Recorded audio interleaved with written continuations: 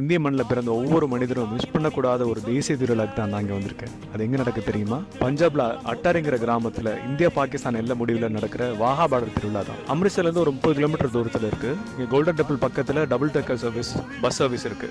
ஒரு 4 மணிலேருந்தே மக்கள் இங்கே வர ஆரம்பிச்சிருவாங்க. தேசபக்தி பாடல்கள் எப்போவுமே பாடிட்டே இருக்கோம்.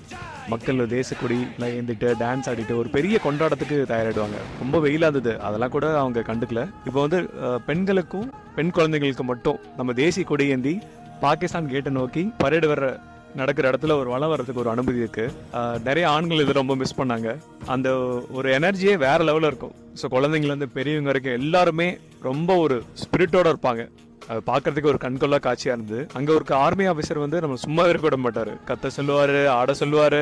ஒரு 6:30 மணிக்கு பரேட் ஆரம்பிச்ச உடனே ஃபயரா இருந்துச்சு. இந்தியா பாகிஸ்தான் நடுவில் இருக்கிற அந்த கேட் ஓபன் பண்ண உடனே 2 நாட்டு ராணுவ வீரர்களும் வெறித்தனமா போய் சல்யூட் அடிச்சு அந்த பரேட் நடக்கிறது பார்க்கும்போதே ஒரு 10 அர்ஜுன் படம் பார்த்த மாதிரி செம்ம வைபா இருந்தது. ஜெய்ஹிந்த்.